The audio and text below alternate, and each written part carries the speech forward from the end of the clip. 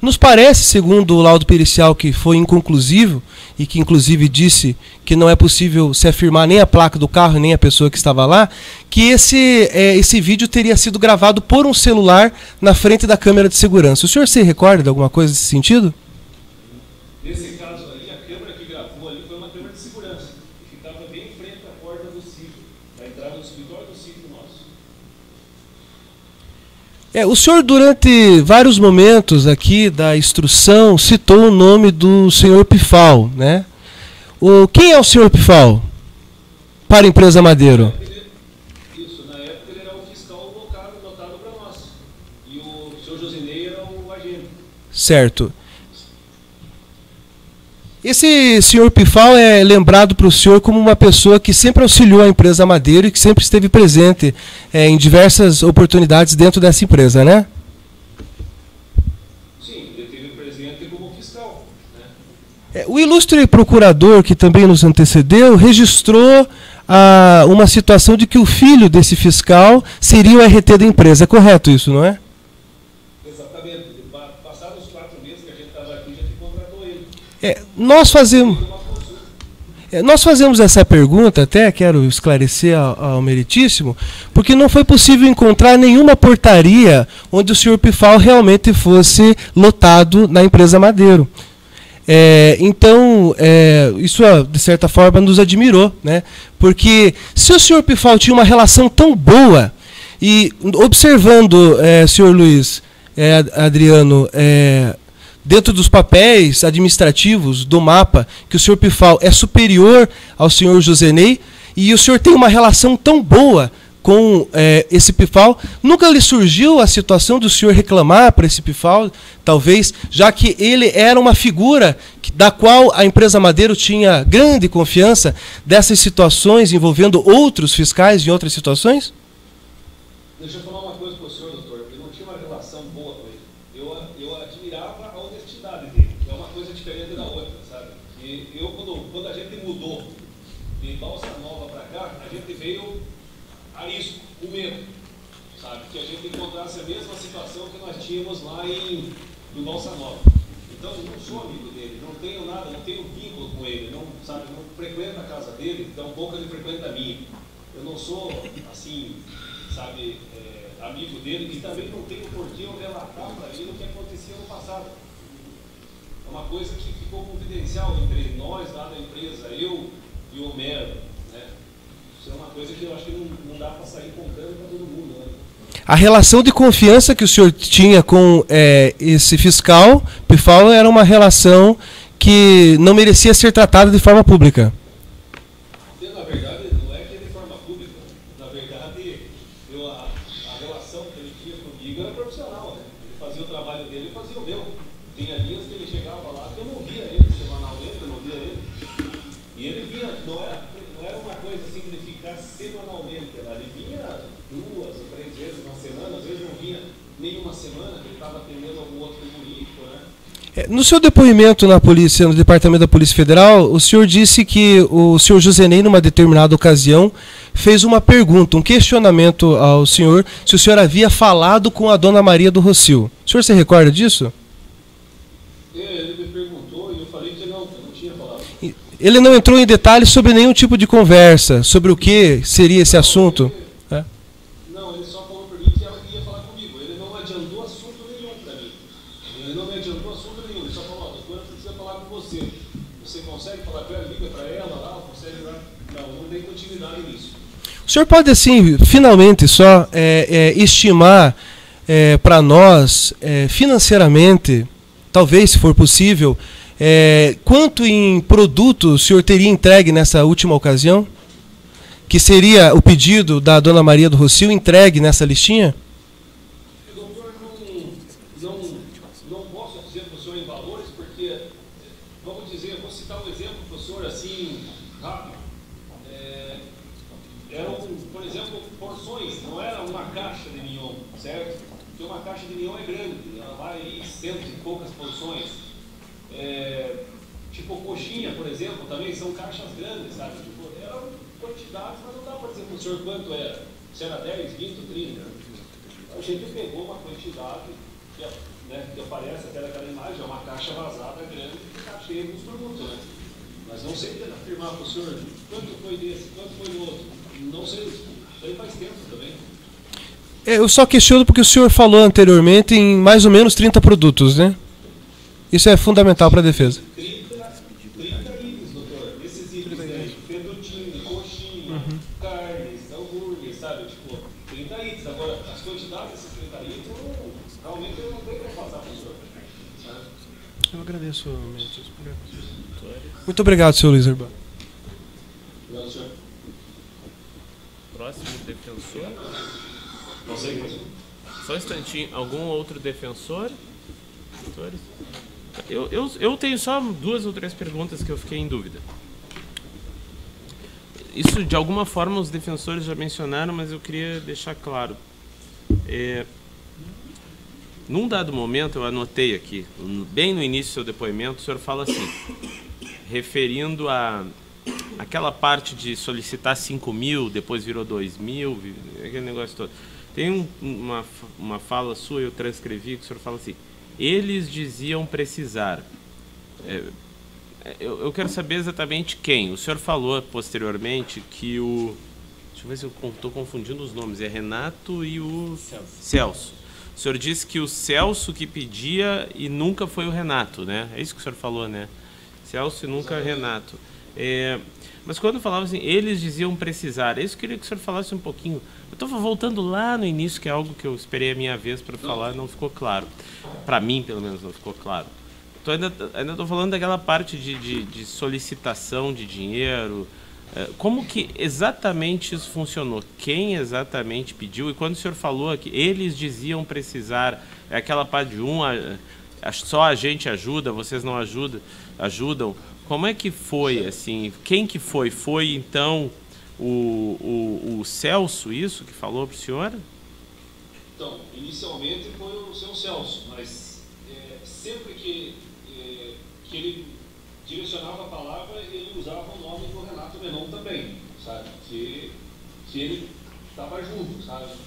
Então, o Renato, assim, o senhor me perguntando, ele, em algum momento, né, teve junto? Não. Sempre foi pelo Celso, né? Mas o Celso usava o nome do Menon. Agora. E para entregar esse dinheiro, o senhor entregava para o Celso, isso?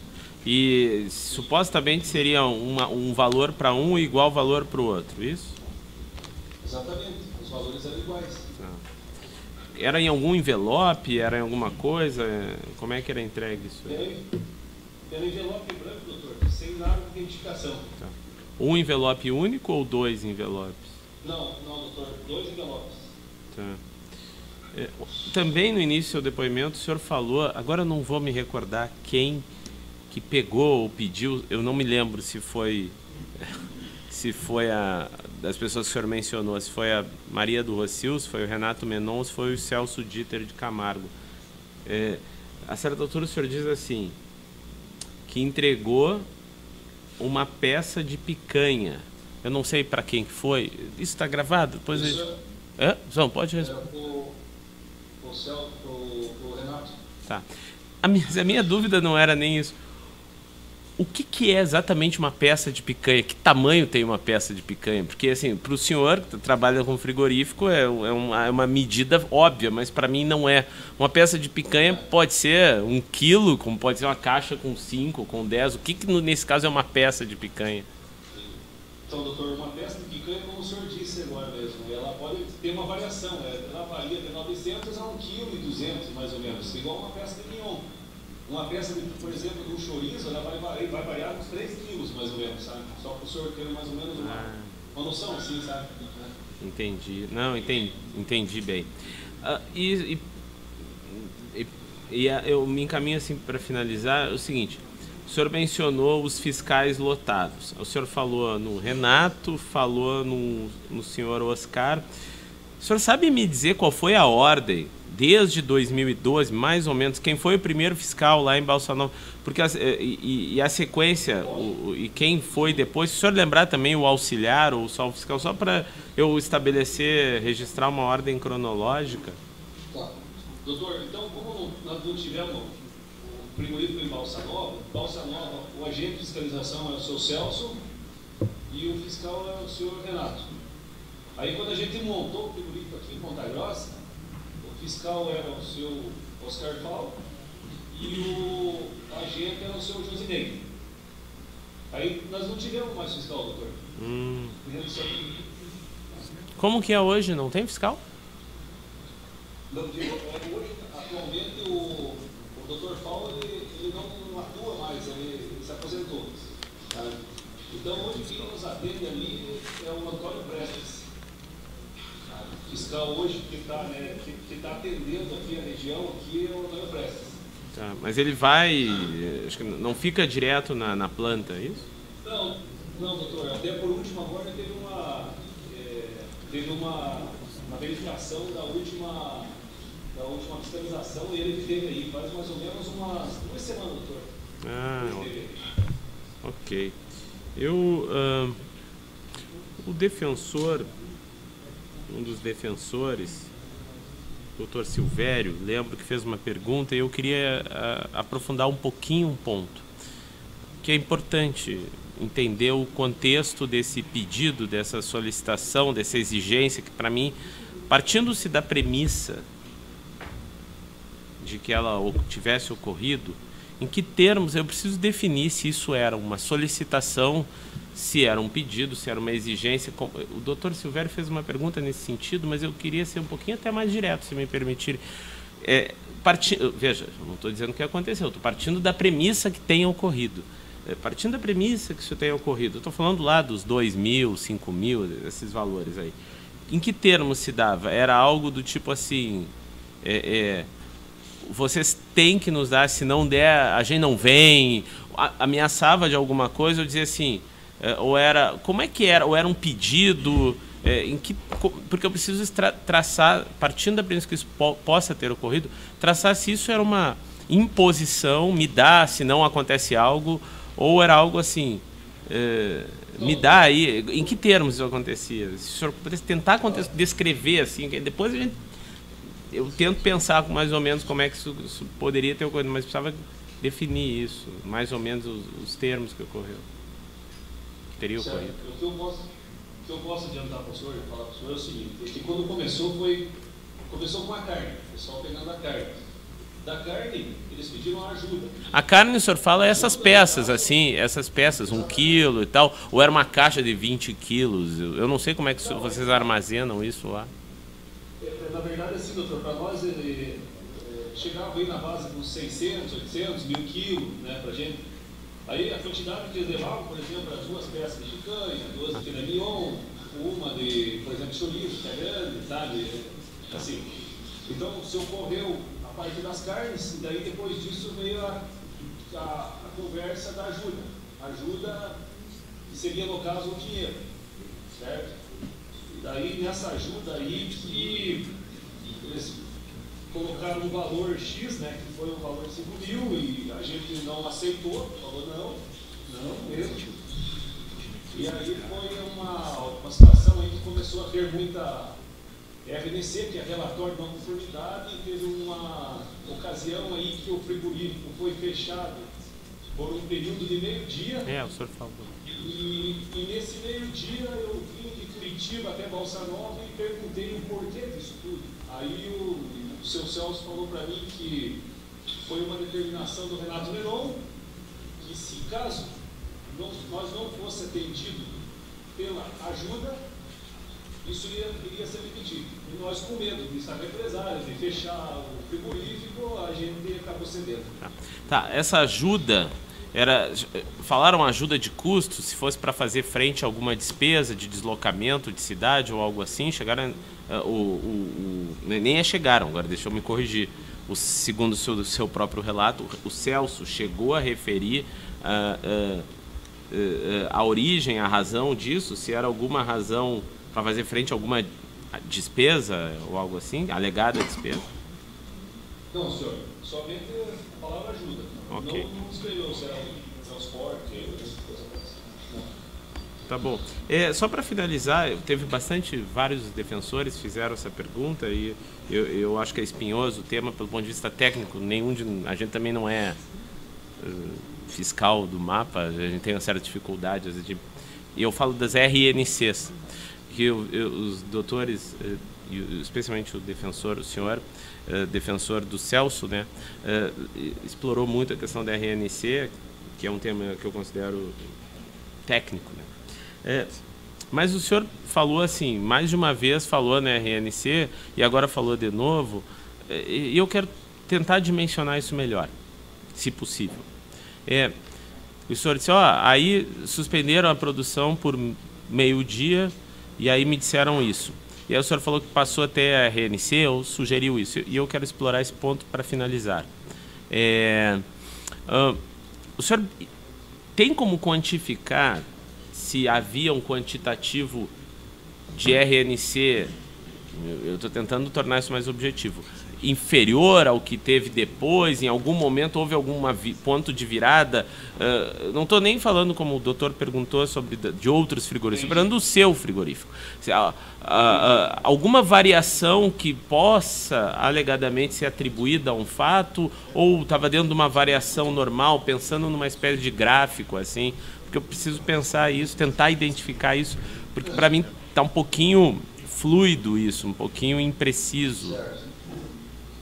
Então, doutor, assim, pela quantidade da nossa produção que era antigamente... Porque assim, até não querendo interromper, mas interrompendo, assim, porque em certa medida, eu imagino que seja normal ter RNC. Qualquer frigorífico está lidando com um organismo vivo, com bactéria, com uma série de coisas que a gente come porque a gente gosta, né? É bom, mas não, né? Se a gente pensar muito, talvez, né? Mas é bom, então a gente segue comendo e faz bem. Mas assim, mas eu imagino que é um organismo vivo, né? Não por mais que se limpe, é um ambiente que em algum momento vai ter bactéria, vai cair, vai acontecer alguma coisa. Ou seja, até eu imagino, se eu estiver errado, o senhor pode dizer, que também não sou da área. Mas imagino que em alguma medida acontece, né? Alguém olha lá e diz, isso aqui está errado, esse gancho aqui está enferrujado, isso deve acontecer no dia a dia. Então, assim, em certa medida, me parece indiscutível que uma empresa, por melhor que ela seja, ela vai ter RNC. Vai ter talvez autuação em algum momento também, porque de quem trabalha com isso vai acontecer. Mas eu estou tentando, por isso que eu partindo da premissa de que ocorre, se o senhor consegue identificar, quantificar um pouco isso para poder tornar isso mais objetivo. Se também não souber, não tem problema. Só estou perguntando. Eu vou dizer para o senhor que sim, por mais a melhor empresa que exista, vai existir a RNC, como o senhor disse. O senhor está totalmente correto e isso é uma prática bem comum mesmo. Mas a quantidade de produção que nós tínhamos naquele determinado tempo, sabe, era muito pouco. A gente fazia hambúrguer, assim, nós tinha pouco restaurante, a gente processava muito pouca carne. Por aquele momento, por aquela produção, daquele tamanho, pela quantidade de RNC colocada, a gente sim achava que era bastante. Até na época que eu tinha o nosso responsável técnico, que era o Sandro Crespim, que é o nosso RT, ele mesmo, com um médico veterinário experiente, atendendo outros frigoríficos, achava que estava acima da média, pelo tamanho da produção. Que é ele, no caso, é o RT que responde as RNC. Entendi. Então tá, pode parar a gravação? Então